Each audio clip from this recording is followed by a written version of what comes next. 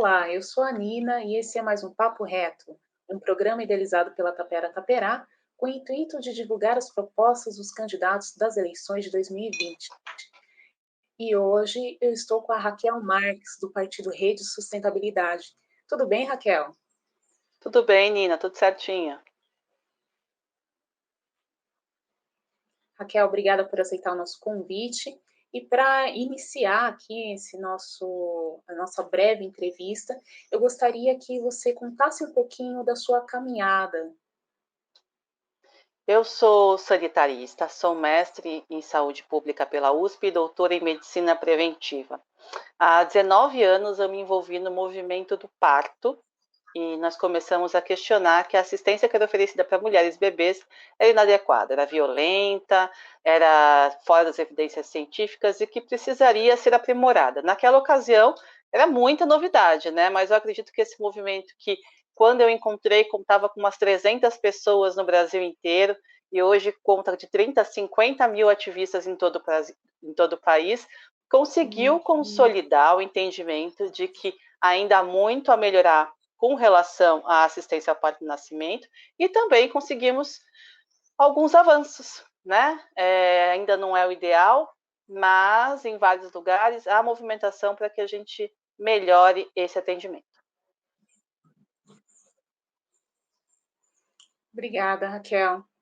E queria aproveitar e saber um pouco de quais são as suas referências, né, nesse caminhar.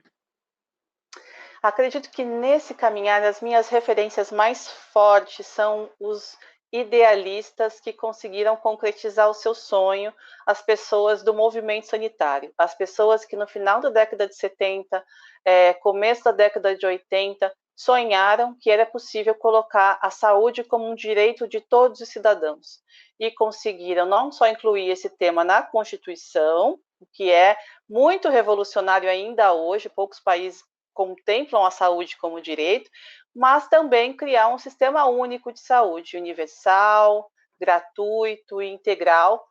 Materializo essa inspiração na figura do Sérgio Arouca e do Davi Capistrano, pessoas imprescindíveis nessa luta, embora não sejam as únicas, todos aqueles que tiveram na 8ª Conferência de Saúde e todos aqueles que constroem o SUS desde então. Obrigada. E agora a gente quer conhecer um pouquinho, né, na verdade um pouquinho não, o quanto for possível, né, você trazer, compartilhar conosco agora, das suas propostas, se eleita esse ano. Então, eu trago um olhar para a cidade, entendendo a cidade como um lugar onde a nossa vida acontece, né? A cidade é concreta, a cidade é cotidiana. O Estado, a União são abstrações políticas, mas é na cidade onde a gente garante a qualidade de vida, a segurança, tudo o que acontece no nosso dia a dia. E eu trago uma proposta de pensar a política a partir da perspectiva do cuidado. Cuidado com as pessoas e valorização também das pessoas que cuidam, né? As pessoas que cuidam da manutenção da cidade e as pessoas que cuidam da manutenção da vida, que na nossa família normalmente são as mulheres, embora não sejam as únicas, mas são as pessoas que se responsabilizam por outras, que cuidam para que as nossas casas estejam sempre em ordem, tenha alimento, os doentes, os idosos e as crianças estejam protegidos e cuidados. Essa proposta da política do cuidado, ela se materializa em 3 eixos. Eu digo eixos e nem pautas, porque a vida da gente não cabe em pauta. Quando a gente vai analisar qualquer problema, ele é muito maior do que qualquer pauta, né? Mas esses 3 eixos são saúde, comida e família. Saúde, na defesa do SUS e especialmente da estratégia de saúde da família, que existe em São Paulo, mas precisa ser ampliada, bastante ampliada.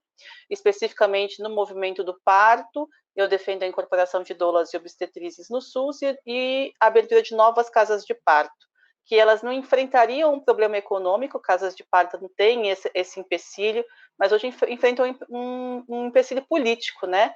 A resistência da categoria médica.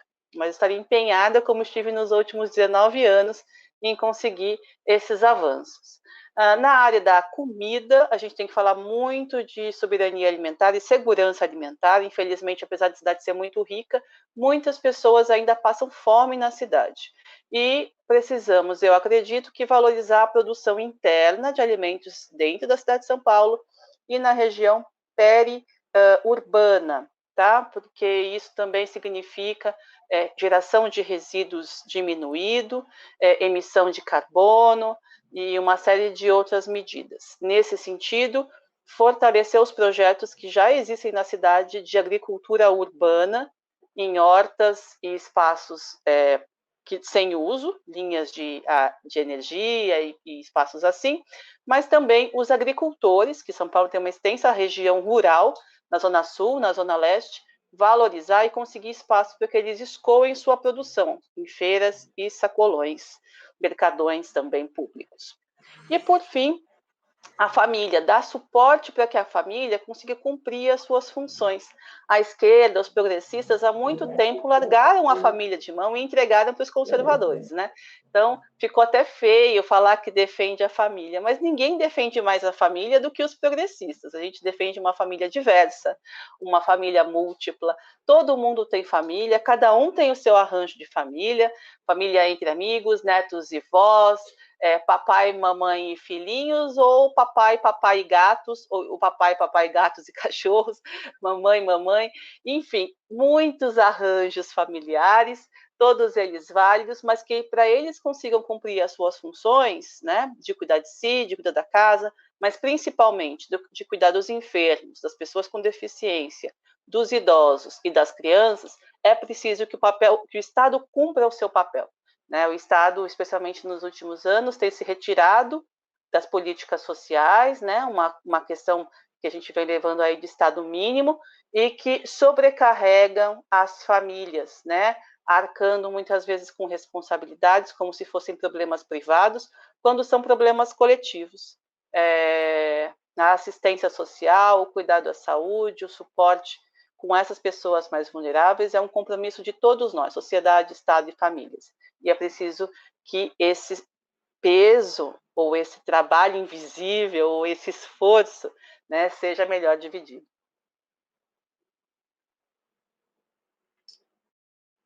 Obrigada. E agora a gente vai encaminhar. Eu quero que você dê o seu papo reto, né? No dia 15 de novembro. Por que votar na Raquel? A Câmara dos Vereadores tem 55 cadeiras e nós precisamos trabalhar para lotar essas cadeiras de pessoas que defendam os direitos humanos, as famílias, as pessoas, né, a vida. Estamos saindo de uma pandemia, estamos no meio de um colapso climático e eu trago essa proposta de colocar a vida no centro.